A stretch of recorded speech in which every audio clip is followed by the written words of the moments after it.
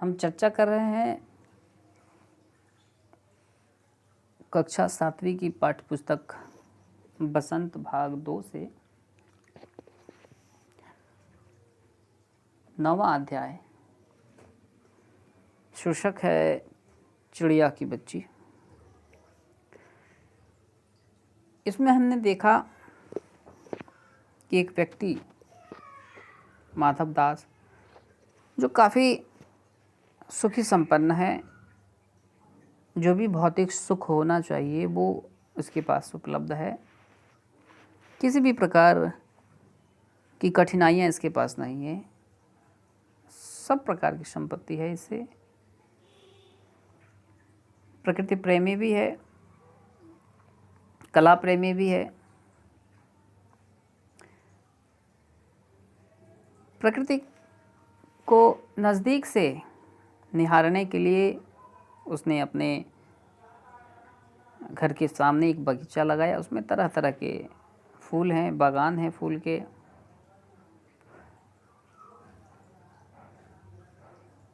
झरने लगाए हुए हैं और उसी बागान में बैठकर वह एक सुंदर जो महल है संगमरमर का बना, उसको हमेशा वह निहारता रहता है।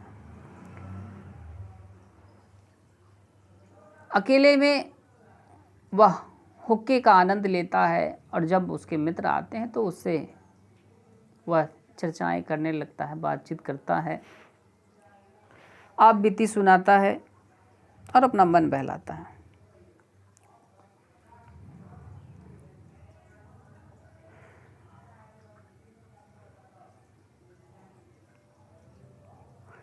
उसके जीवन में सब कुछ तो है, लेकिन कुछ ऐसी बातें थी जिसके कारण वह खाली खाली सा लगता था।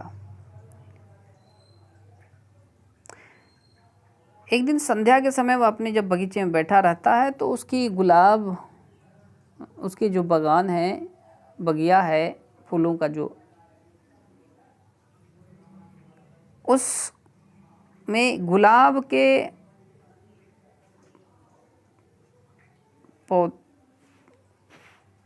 के डाली पर एक चिड़िया आती है जो रंग बिरंगी है और वह फुदकने लगती है। उसके इस सुंदर रंग और रूप को, जो तरह तरह के रंगों से रंगी हुई थी, उसके पंख अलग अलग रंगों के हैं, गर्दन के जो रंग है वो अलग अलग प्रकार के हैं।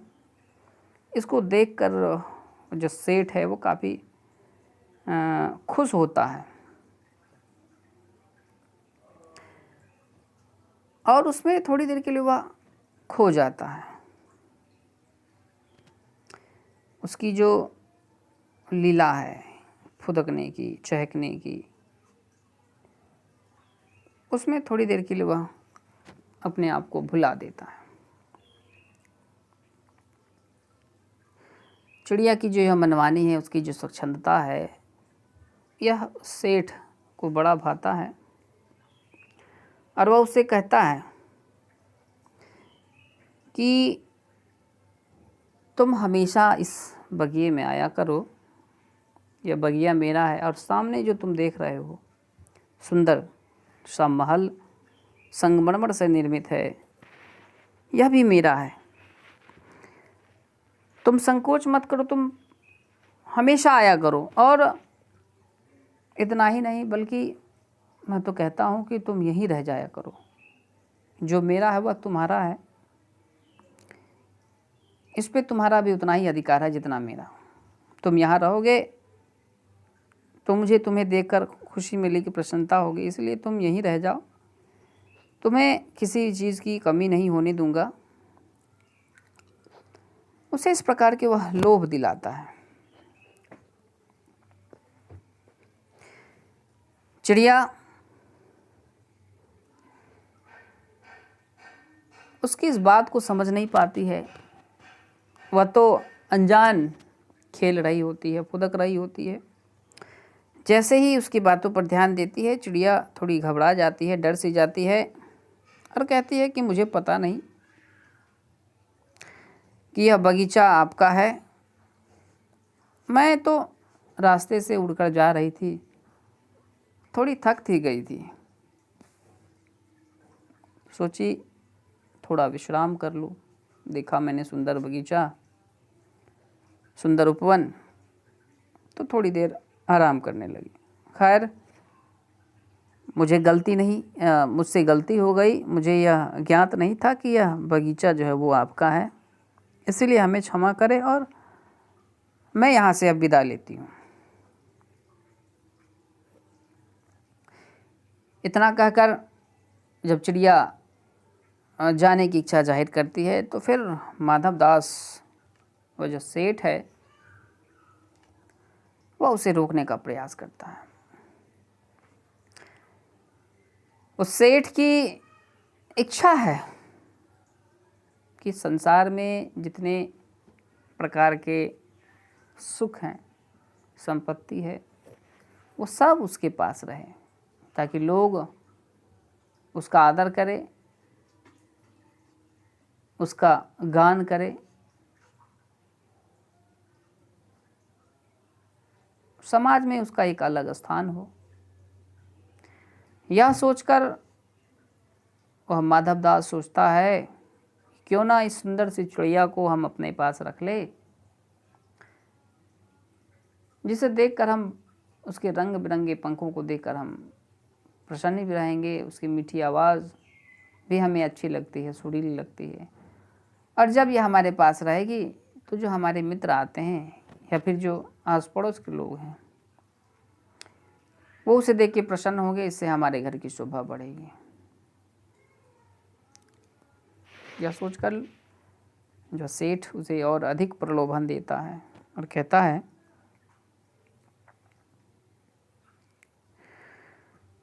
मेरी भोली चिड़िया, तुम्हें देखकर जो मेरा चित्त है, जो मेरा मन है, वो काफ़ी प्रसन्न हुआ।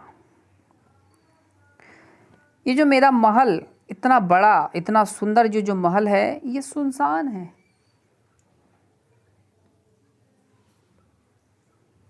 इसको भोगने वाला, इसमें रहने वाला कोई नहीं है। इसमें कोई नहीं चहचहाता।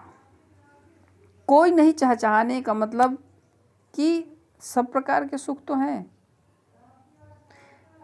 लेकिन उस संपत्ति का भोग करने वाला कोई नहीं है, उसके घर में कोई नहीं है। इसीलिए वह वीराना है और वह सोचता है कि अगर वह चिड़िया उसके घर में रहेगी तो उसका घर जो है वो खुशनुमा होगा। तुम्हें देखकर मेरी रागनी का जी बहलेगा, मेरा मन प्रसन्नित रहेगा। तुम कैसी प्यारी हो, यहाँ ही तुम क्यों न रहो। जब चिड़िया कहती, नहीं मुझसे भूल हो गई, मैं जा रही हूँ, मुझे यह पता नहीं था कि यह बगीचा आपका है, मैं तो थोड़ी देर के लिए रुक गई थी, क्योंकि थक जाने के कारण मैं सोची विश्राम कर लेती हूँ। अब मैं यहाँ से जा रही हूँ। तो माधवदास कहता है कि तुम यही क्यों नहीं रह जाते, यहाँ किस चीज़ की कमी है। सुंदर महल है, सुंदर बगीचा है, हमारे पास सब प्रकार की संपत्ति है, तुम्हारी सेवा होगी, तुम्हारी देख रेख होगी, तुम्हारे लिए नौकर चाकर हैं, तुम यहीं रह जाओ, इससे अच्छा स्थान, जगह तुम्हें और कहीं नहीं मिलेगा। या उसे लोभ दिला रहे हैं। दरअसल मनुष्य का यह स्वभाव है, गुण होता उसमें स्वार्थी का। तो वह कभी कभी इतना स्वार्थी हो जाता है मनुष्य की दूसरे के जीवन के लिए वह एक रुकावट बन जाता है, दूसरे के जीवन पर वह भारी पड़ जाता है। अपनी इच्छा को पूर्ति करने के लिए कभी कभी दूसरे को वह बहुत नुकसान दे देता है। इसी स्वार्थ में डूबा हुआ यह सेठ इस चिड़िया को अपने लोभ के जाल में फंसाना चाहता है। चिड़िया कहती है, मैं माँ के पास जा रही हूँ। सुबह सूरज की धूप खाने और हवा से खेलने और फूलों से बात करने में मैं जरा घर से उड़ाई थी। वह कहती है कि मैं माँ को छोड़कर थोड़ा स्वतंत्र विचरण करने आई थी। ये जो प्राकृतिक है उसका हम आनंद लेने आए थे। प्राकृतिक में सूरज की किरणें, उगती हुई जो सूरज की किरणें हैं स्वर्णाभ जैसी लगती है, स्वर्ण सोने की आभा की तरह प्रतीत होती है। हम उस दृश्य को देखने आए थे। जो मंद मंद शीतल हवाएं चल रही है, हम उस हवा का आनंद लेने आए थे अपने घोंसला से बाहर। ये जो रंग बिरंगे फूल हैं, फल हैं, पेड़, इसकी जो शाखाएं, जो डालियां, जो सुंदर सुंदर पल्लव, ये भांति भांति की जो प्राणी है, हम दरअसल उसे देखने के लिए थोड़ी दूर निकल आए। जो बहते झरने, झील, नदियाँ, इनकी शीतल जलधाराओं का जल पीने के लिए, उसमें खेलने के लिए हम अपने घर से थोड़ी दूर निकल आए। और हम खेलते खेलते यह भूल गए कि समय भी हो चुका है। जब हमें यह ज्ञात हुआ तब हम फिर अपनी घर की ओर लौट रहे थे। और चूंकि आनंद, प्राकृतिक आनंद लेने के क्रम में हम घर से बहुत दूर हो गए थे।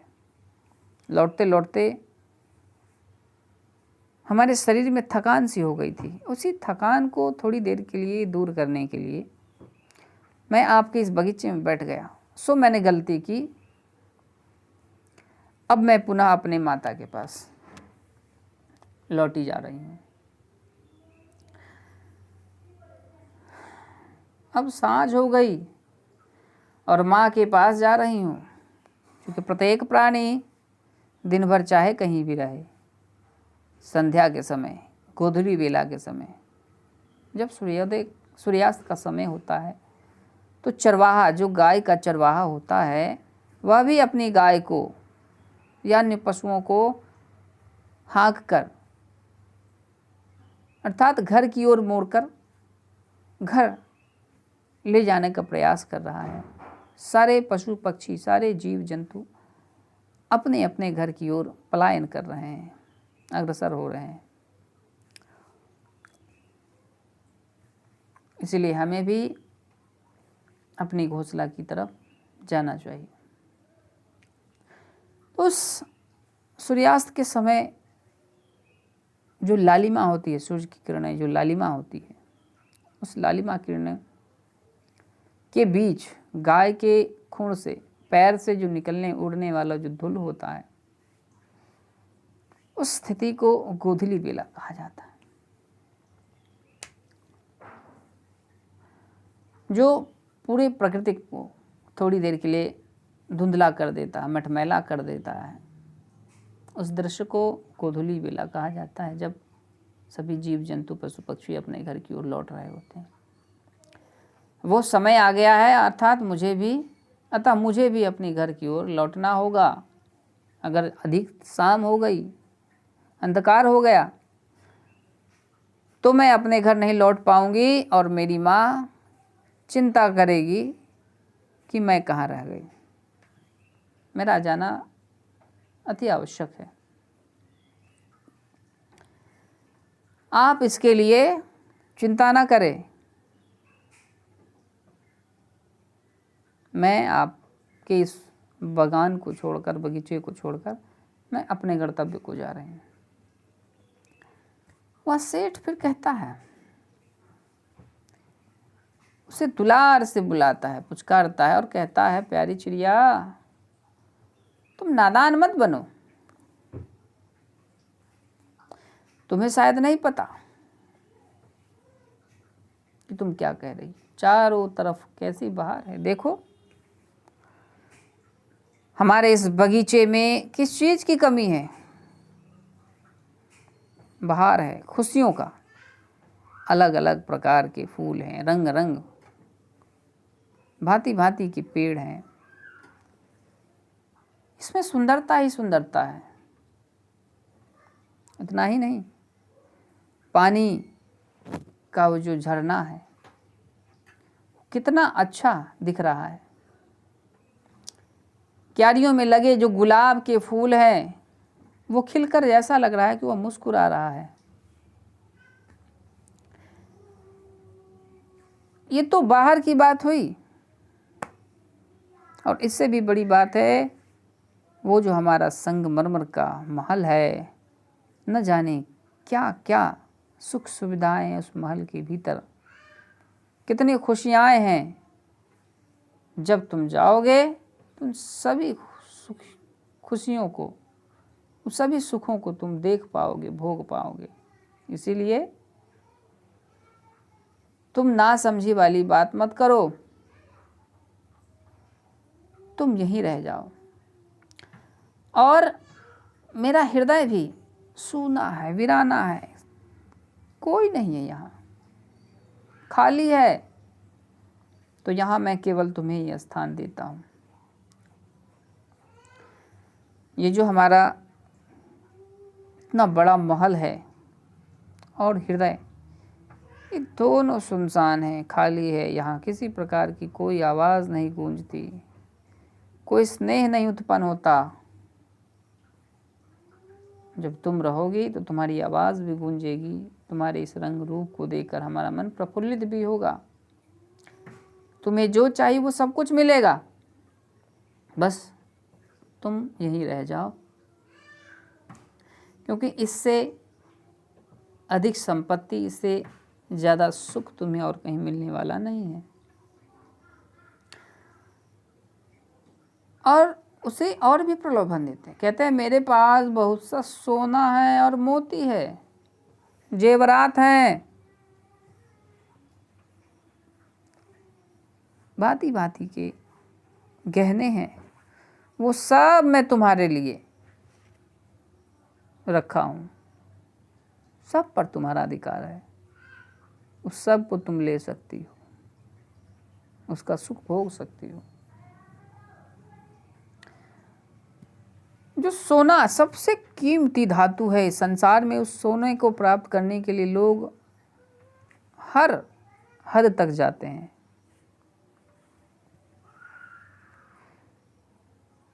बहुत कम को यह नसीब होता है,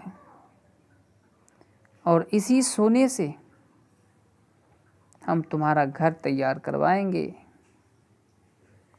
जिस पिंजड़े में तुम रहोगे उस पूरे पिंजड़े को हम सोने से बनवाएंगे। कितना सुंदर लगेगा जब तुम सोने के पिंजड़े में रहोगे। लोग देखेंगे तो तुम्हारी तारीफ करेंगे। यह संसार में किसी को नसीब नहीं है। तुम काफ़ी भाग्यवान हो, खुशनसीब हो कि तुम्हें सोने के पिंजरे में रहने का अवसर मिल रहा है। और इतना ही नहीं, जिस प्रकार तुम पेड़ की डालियों पर झूलते हो, ठीक उसी प्रकार का झूला, झालर हम मोतियों से, कीमती जो मोती है उस मोती से हम झालर लगवा देंगे, जिस पर तुम बैठकर झूला झूल सकती हो।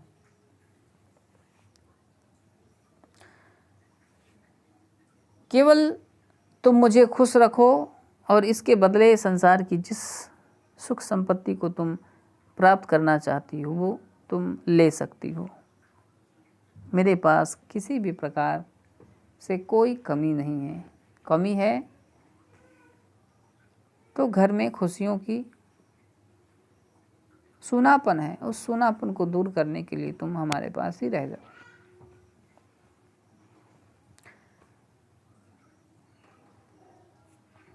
भला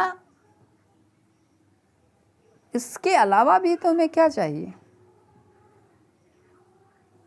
और क्या मिलेगा तुम्हें अपने माँ के पास जाकर? क्या यह सुख सुविधा तुम्हें मिलेगा? अगर ये चीज़ तुम्हें यहाँ प्राप्त हो रहा है तो तुम माँ के पास क्यों जाना चाहती हो? यहीं रह जाओ। इतने सुख, इतनी खुशियाँ तुम्हें संसार में अन्यत्र कहीं नहीं मिलेगा। चिड़िया को अब माधव दास की जो बात है उसके द्वारा दिया गया जो प्रलोभन है, उसके द्वारा बिछाया गया या जो जाल है, अब समझ में आने लगा है।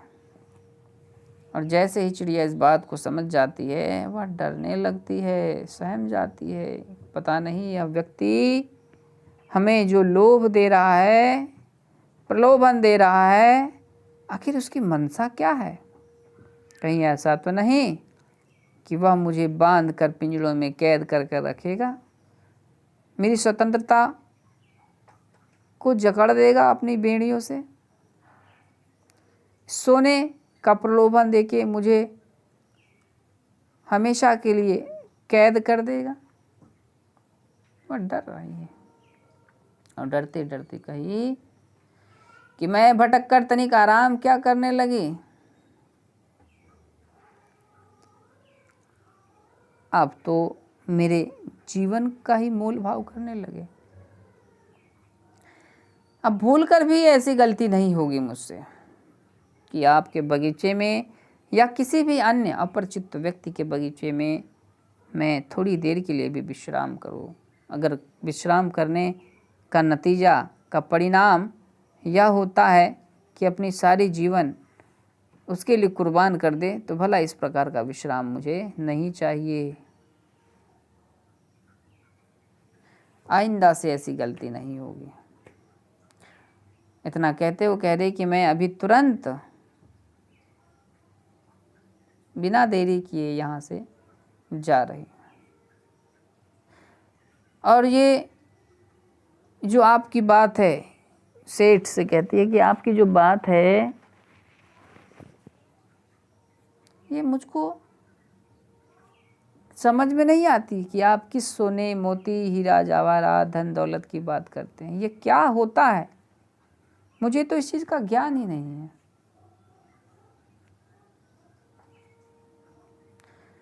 मुझे जो चाहिए वो तो मुझे घोंसला में मिल जाता है। सूरज की सुनहली किरणें वो मुझे घोंसले में ही मिल जाती है। माँ का प्यार,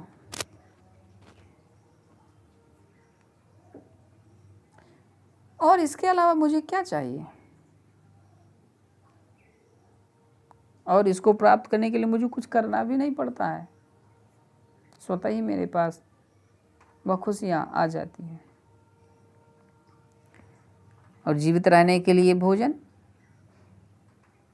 तो जो भोजन की आवश्यकता होती है वो माँ मेरे लिए कहीं से दाने चुनकर ला देती है, बस हमारा जीवन कट जाता है।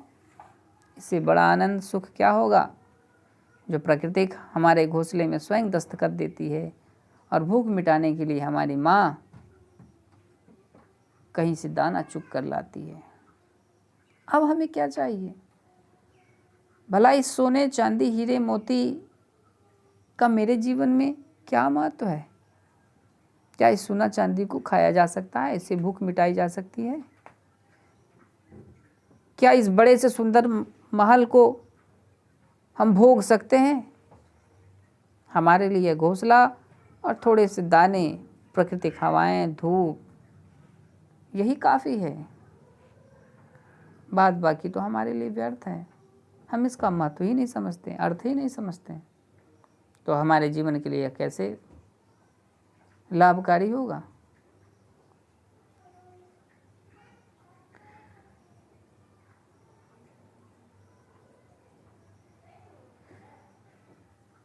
माँ जब चली जाती है दाना लाने मेरे लिए, तो उस अकेलेपन को मैं दूर करने के लिए खेलने निकल जाती हूँ। और जब दूर निकल जाती हूँ तो मेरी माँ को चिंता होती है।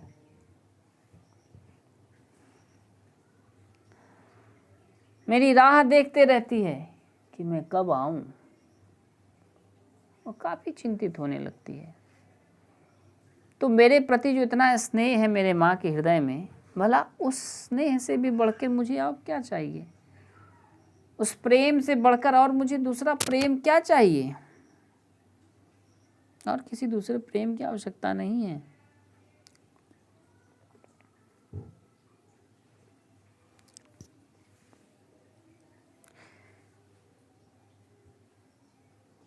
और सेठ से कहती है कि सेठ, इसके अलावा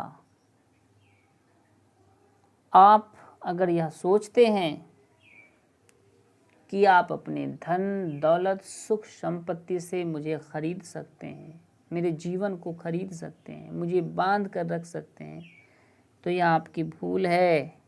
यह आप अपने मन मस्तिष्क से इस भावनाओं को निकाल लीजिए। मेरे बारे में ऐसे ख्याल मत लाइए।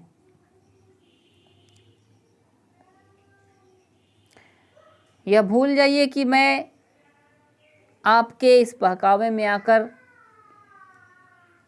आपकी गुलामी करूंगी, आप मुझे कैद कर रखेंगे। मेरा जीवन खुशियों से भरा है, यह प्राकृतिक मेरे लिए खुशियों का संसार है। मुझ पर मेरी माँ का अधिकार है और किसी दूसरे का नहीं। अगर मैं अपना जीवन समर्पित करना भी चाहूँगी तो अपने माँ के लिए। मैं अपनी माँ की हूँ और माँ मेरी है। इसके अलावा संसार में दूसरा कोई नहीं है जिसे मैं जानता और अपनाती हूँ। इसीलिए मेरे बारे में जो ख्याल है वो ख्याल आप निकाल दीजिए।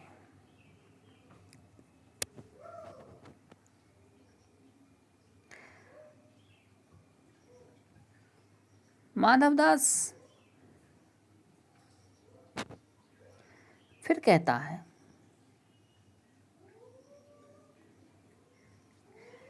कि ऐ भोली सी चिड़िया, तुम कितनी नादान हो, कितनी भोली हो, तुम्हें कुछ भी समझ में नहीं आता। मैं कौन हूँ, क्या हूँ, ये तुम नहीं जानती।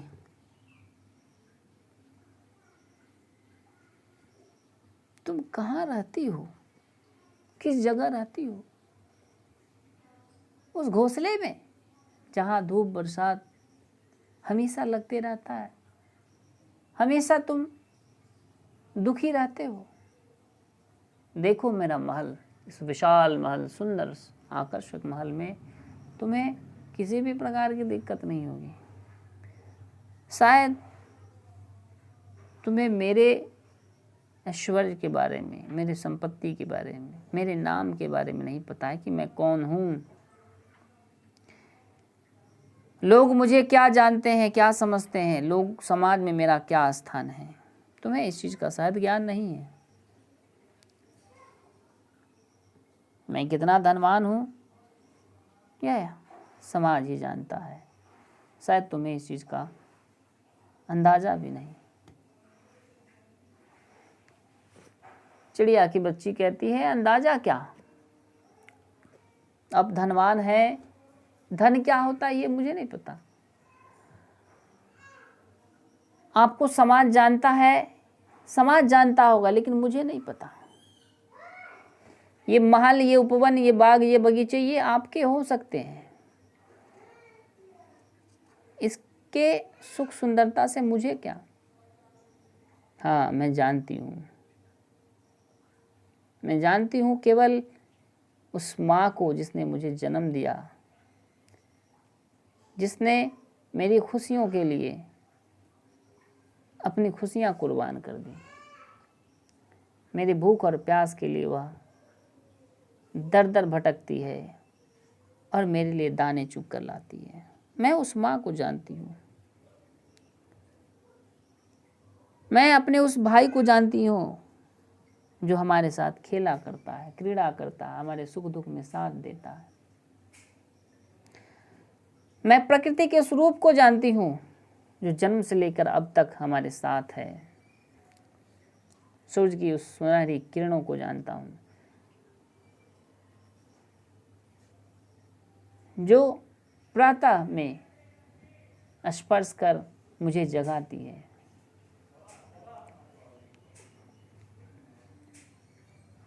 और हमें दिन की नई शुरुआत करने की आशा देती है, एक ऊर्जा प्रदान करती है।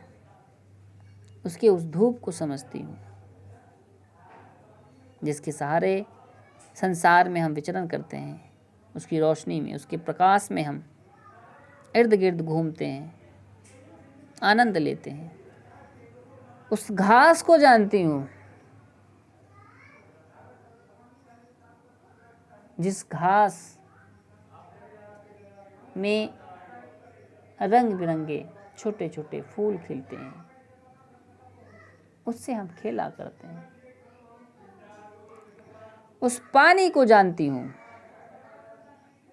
नदियाँ, झील, झरने से निकलने वाली जो शीतल जलधाराएं हैं, उसमें मैं खेलती हूँ। उसके जल से, उसके जल में मैं नहाती हूँ, उसका सेवन करती हूँ। उसके जल से अनेकों प्राणी अपनी प्यास बुझाते हैं, जीवन जीने की कला सीखते हैं, हमेशा आगे बढ़ते रहने की कला सीखते हैं। उस फूल को जानती हूँ जो अपना सर्वस्व देकर दूसरे को सुगंधित करती है, पुष्पित करती है और समाज में औरों के लिए खिलने का संदेश देती है, खुलने का संदेश देती है, बिखर जाने का संदेश देती है, दूसरों को सुंदर सुखद जीवन प्रदान करने का संदेश देती है, जो हमारे जीवन में खुशियाँ और सुंदरता लाती है, खुशबू भरती है। इन सभी दृश्यों को मैं जानती हूँ। ऐ महान मानव, आप कौन हैं? क्या है आपकी खासियत? क्या है आपका पहचान? और इस प्रकृति का कौन सा दृश्य है जो आपको जानता है? या प्रकृति में कौन सा ऐसा दूसरा प्राणी है जिसके लिए आपने इस प्रकृति के जैसे प्रेम न्यौछावर किया है? आपका अस्तित्व क्या है?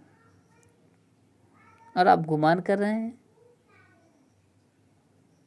कि मैं कौन हूं।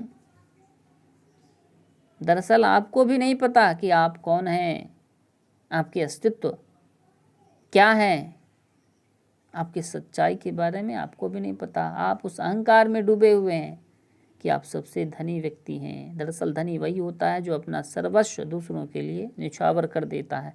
आप तो थोड़े से लोभ के कारण इतने स्वार्थी हो चुके हैं कि मुझे पिंजड़ों में बंद करके रखना चाहते हैं।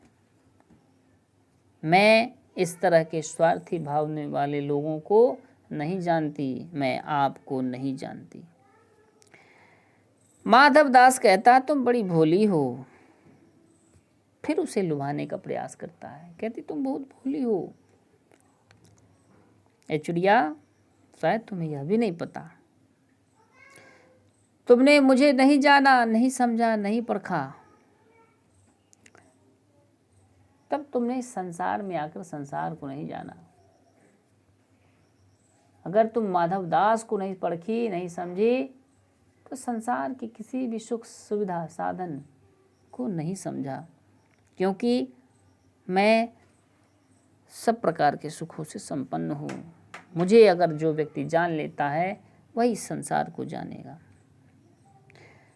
मैं ही हूँ वह सेठ जिसका नाम है माधव दास, जिसके नाम मात्र से लोग परिचित हैं। मेरे पास क्या नहीं है संसार में, जो सुख, जो संपत्ति, जो वैभव, जो ऐश्वर्य मेरे पास है वो किसी और के पास नहीं है। मेरे पास इतनी संपत्ति, इतनी दौलत है कि जब भी कोई कुछ मांगे तो उस समय वह तैयार होता है, उसकी इच्छाएं पूर्ति हो जाती है। अतः तुम भी मांग कर देखो, तुम्हारी जो मांग है, तुम्हारी जो इच्छा है, अभिलाषा है, वो सब पूरी होगी। जो कुछ तुम मांग कर देख सकती हो वो मैं तुमको देने के लिए तैयार हूँ। तुम एक बार मांग कर तो देखो, तब तुम्हें पता चलेगा कि यह माधव दास दरअसल कैसा व्यक्ति है, कौन है और इसका अस्तित्व क्या है। शायद तुम मुझे इसलिए नहीं जानती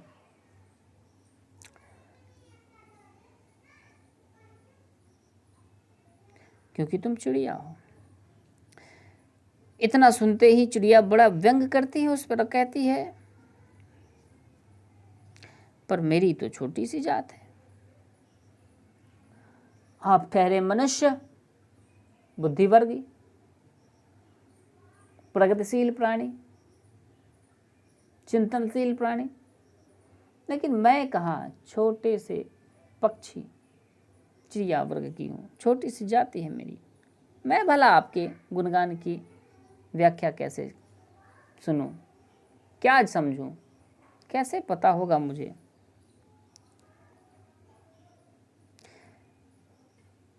जब आपके पास सब सुख है ही, सब संपत्ति है ही, वैभव है ही, तो फिर आप में ऐसी कौन सी कमी है जो मुझको घेरना चाहते हैं?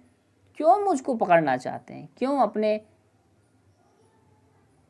पास मुझे कैद करके रखना चाहते हैं?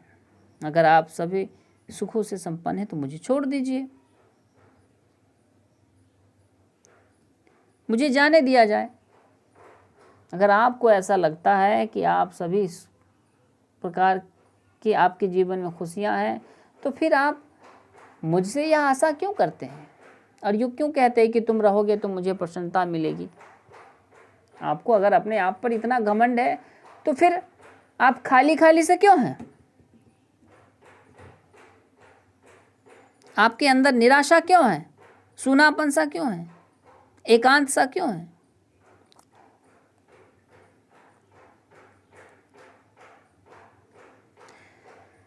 माधवदास उसकी चिड़िया की इस बात को सुनकर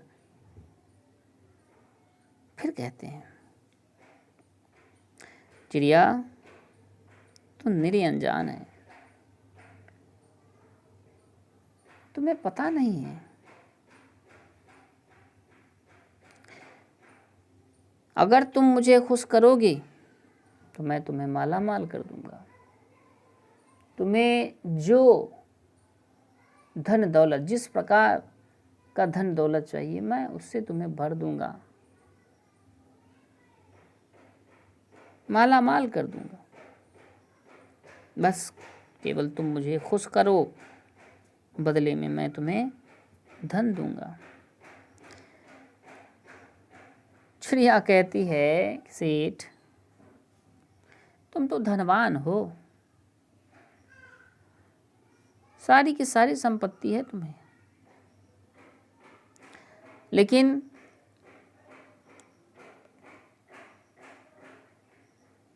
मेरे जीवन में इस धन का कोई मोल नहीं है।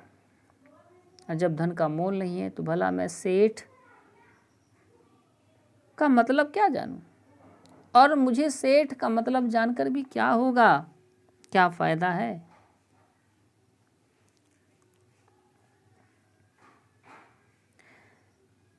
अगर सेठ मानव जीवन के लिए बहुत बड़ी बात होती होगी तो होती होगी, वो मनुष्य के लिए होती होगी, मेरे लिए तो इसकी कोई उपयोगिता नहीं है।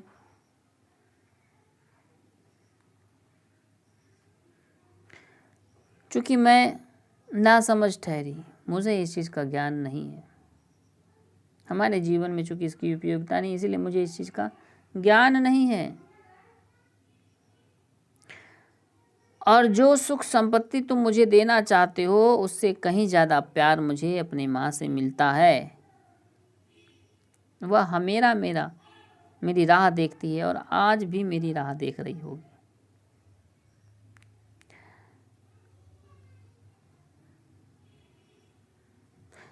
अतः मैं इस धन को लेकर या माला माल होकर क्या करूँगी, मुझे नहीं पता। मुझे तो जो चाहिए वो मेरी माँ से मुझे मिल जाता है, स्नेह, दाने और प्रकृति के द्वारा वह दृश्य प्रेम।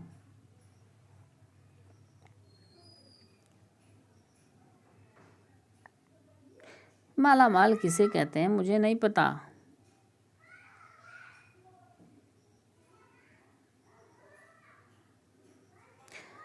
क्या तुमको लगता है कि मेरा माला माल होना उचित है? मैं धनवान हो जाऊंगी तो मेरा भला होगा? चिड़िया वर्ग, मैं इतने धन को लेकर क्या करूंगी, कहाँ रखूंगी? मेरे जीवन में सोने चांदी का क्या महत्व है? मैं तो केवल पेट भरने के लिए अनाज चुगती हूँ, वही मेरे लिए सबसे बड़ा धन है। सोना चांदी, हीरा जवाहरात, महल, ये सब हम चिड़ियों के लिए नहीं है, आप मनुष्य के लिए है, क्योंकि आपका जीवन बिना इसके सुनसान है और मेरा जीवन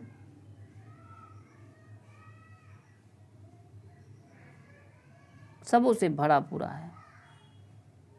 इसकी कोई आवश्यकता नहीं है।